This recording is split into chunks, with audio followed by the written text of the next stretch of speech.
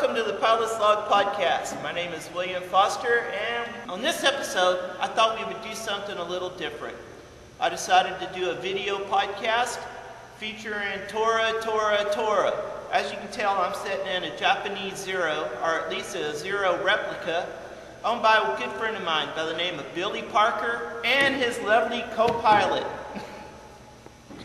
Anyhow, I was at Midland recently for the big Airshow and got a chance to film Tora, Tora, Tora, or at least take still images of Tora, Tora, Tora, and also had the show announcer record it. So sit back and listen to the sounds of war of Tora, Tora, Tora.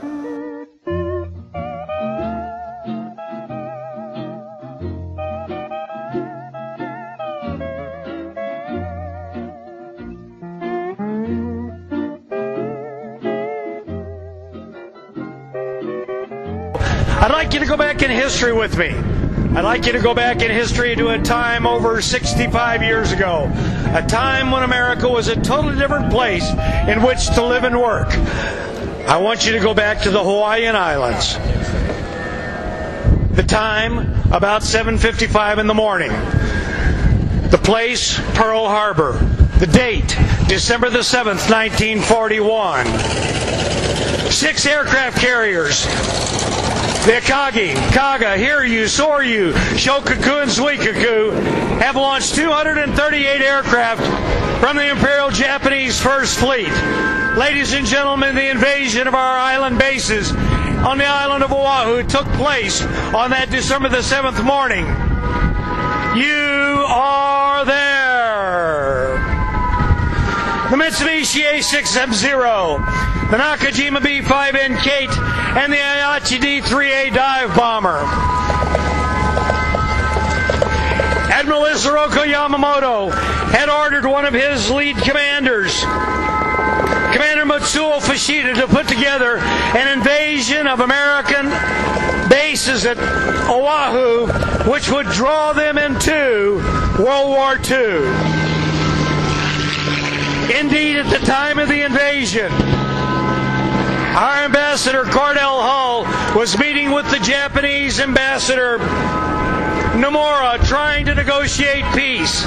He received information just before the meeting that they had invaded Pearl Harbor.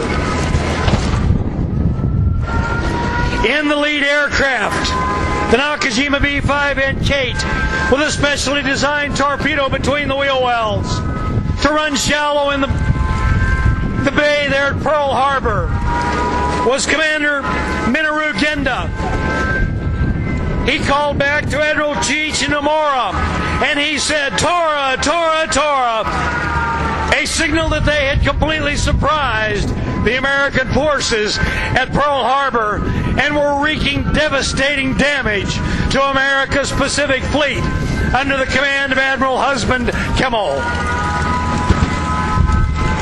High above, the Aichi D3A dive bomber, a 250-pound bomb between the wheel wells. It rolls up on its left wing. It takes aim on the United States battleship, the Arizona. It drops the bomb and goes through first 1, then 2, then 3 decks into the forward magazine. The great ship exploded with such force. When she settled back into the water, completely aflame, she had taken over 1,200 American sailors to a watery grave where they sleep today. Listen to the sounds of war. Feel the concussion of the bombs in the ground underneath your feet. Imagine yourself, an 18-year-old serviceman. You're away from home for the first time in your life. You're on the United States battleship, the Nevada. It's starting to head for the opening end of the bay out into the Pacific. The Nevada skipper, the only one that had steam up to get the ship moving, immediately was pounced upon by the invading forces. He knew he couldn't get all the way out, so he beached the ship at Hospital Point. The Nakajima B5N Kate First one, then two, then three dropped their torpedoes into the 50-foot water so they would go across the top of the submarine nets. First one, then the second, then the third struck the side of the United States battleship, the Oklahoma. She exploded, rolled over on her starboard side. It took over a month to get all of the men out of the Oklahoma. 400 had perished on that December the 7th morning, 1941.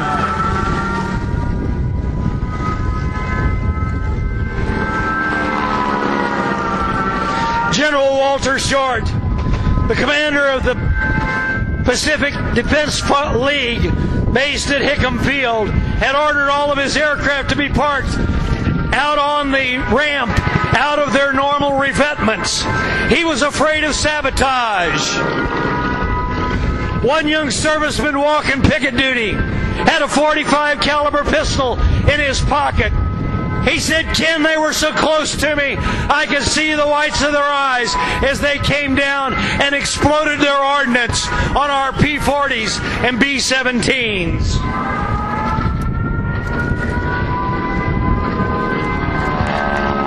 For over 2.5 hours, it continued. The second wave came in. The destruction continued. But by this time, American forces had got P-40 Warhawks off the field at Haleiwa.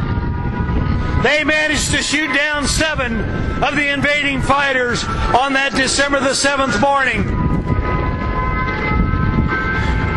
And it didn't take the young men on the United States ships that were based alongside Ford Island long to get their guns and their .50 calibers, their machine guns, and start to fire at the enemy.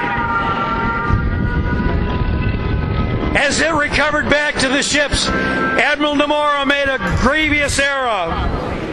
Listen to our President Franklin Delano Roosevelt. 1941, a date which will live in infamy.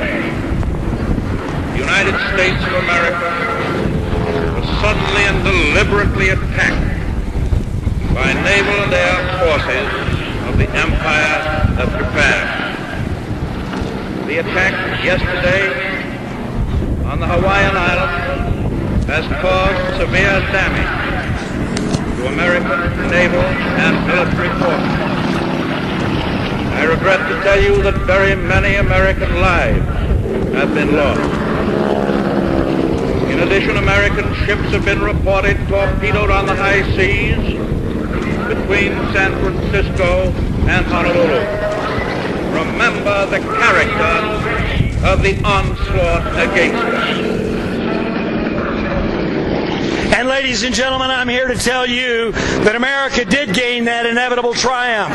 Yes, it was 4.5 long years later, but just as our president said, America pulled together as she's never done before.